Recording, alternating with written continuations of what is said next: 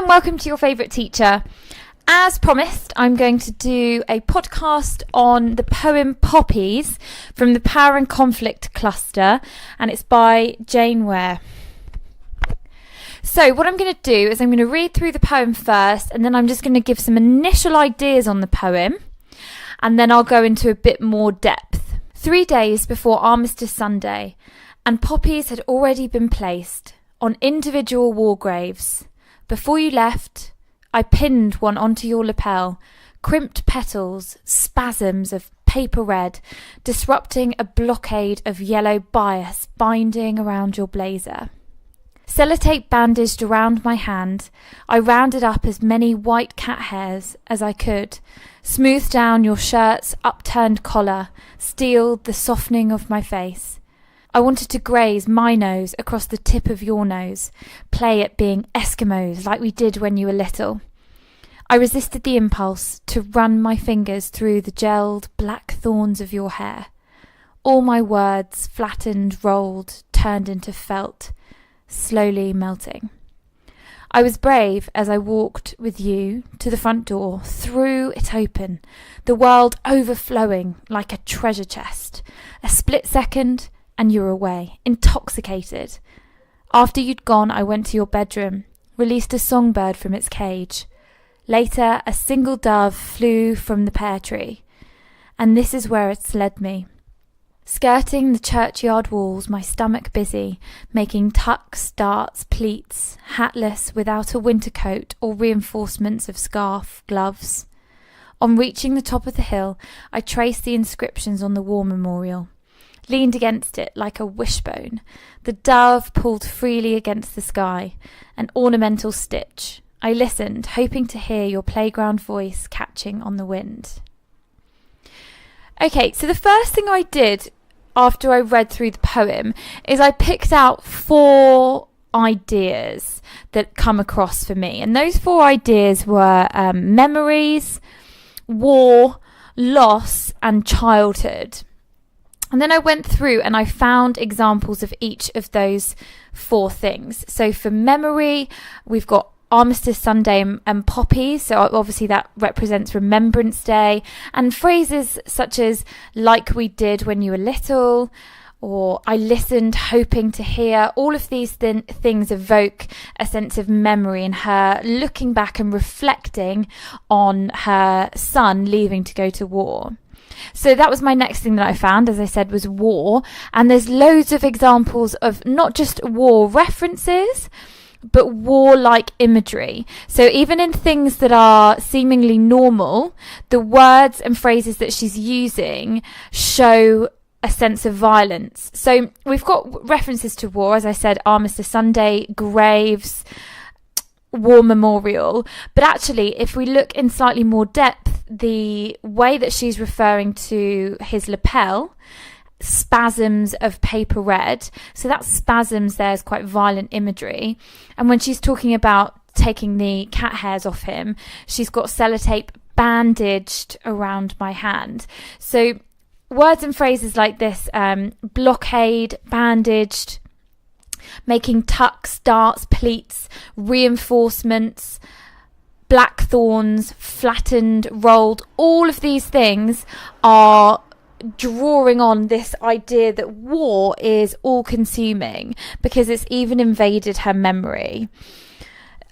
The next thing I said that I picked out was a sense of loss, and I think that comes across really strongly throughout the poem.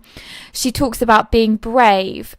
She says, before you left, which again might be him leaving for war, it might be him leaving the world, so dying, which we know he has gone, but everything like you were away, you'd gone, slowly melting, all of these things create a sense of loss that she's experiencing. And the last thing that I picked out, as I said, was childhood, and she uses lots of childlike images as a way of connecting with the past. So she talks about even just the maternal way in which she's tidying up his blazer before he goes, and she wants to graze her nose across his nose, play at being Eskimos, these kind of things. The like a treasure chest, and him being intoxicated, and again another simile, like a wishbone. All of these ideas maybe show how naive her son's been, in this sense of adventure that he perhaps had as a child has carried through and meant that he's dashed off to war without really thinking it through. And I think this sort of says a lot about all those four things: memory, war, loss and childhood. And you can link those things to a number of other poems in the cluster. So poems like Remains also have huge links to memory, to war, to loss. Same with War Photographer and Kamikaze has links to all four of those things. So you want to make sure that you're tying your poems nicely together so that you can talk about the way in which the poets put across their ideas. Is it in a positive way, negative way? How do they use similes? Do they use other imagery? Is it violent? Is it beautiful? So that you can make cross comparisons between your two poems. Now remember, you don't need to know things word for word, so you could even just remember that whereas in Poppies she uses quite violent imagery, in War Photographer in Kamikaze we have lots of natural imagery. Just being able to make references like that still counts towards your evidence. So let's talk a little bit more about some of the background of the poem. So it's quite a modern poem, and that contrasts nicely with some of the other war poems that are older. It's told from the perspective of a mother who's lost her son. So again, we've got different perspective to poems such as Exposure or Bayonet Charge, where we have first person perspective. The poem is about the nature of grief, and the mother is speaking to her son, but the son shifts in time. So initially we've got the son leaving home for school the first time, the son being killed, the son dying violently, leaving her. And she's trying to hold on to the memories, and it's obviously a very painful experience for her because of the way in which she has these warlike imagery coming across. So as I said, the battle imagery, for the fact that she's having to have sellotape bandaged around her hand, all of these things are quite significant. The feelings of a mother is quite an unusual take for war poetry. They're often done from the perspective of the person, and this gives quite a unique insight into a lot of the struggles that might go forgotten. The form of the poem is strong and regular, so this shows that the narrator is trying to hold in their emotions that have been stirred up by the sight of poppies. Poppies, of course, have huge symbolism for anyone really who, remembers World War I and World War II, and poppies is now really just a symbol of anyone that's been lost in combat. We've got the shifting time perspectives. We've also got several layers of language. So we have literal images such as Poppies and his blazer, but then we have things like a wishbone or gelled blackthorns, released a songbird, and all of this is quite figurative to express her emotions. We've got symbolism, as I've said, of poppies, but also of the dove, and these things are universally recognised. There are 4 stanzas. Each of them has a slightly different shift in focus, and another structural technique that we see quite a lot are the caesuras.